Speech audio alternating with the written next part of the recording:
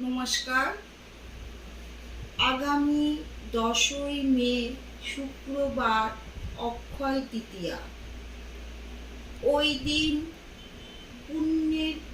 পুণ্যের কাজ করলে অক্ষয় হয়ে থাকে। ওই দিনকে শুভ বলে মনে করা হয়।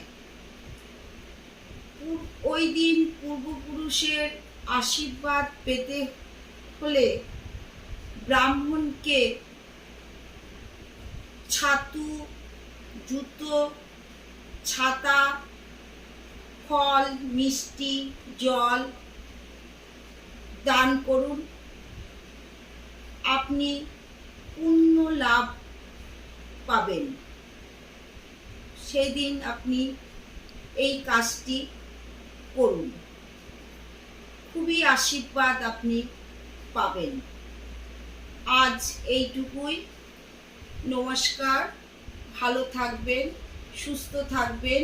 জয় মা তারা।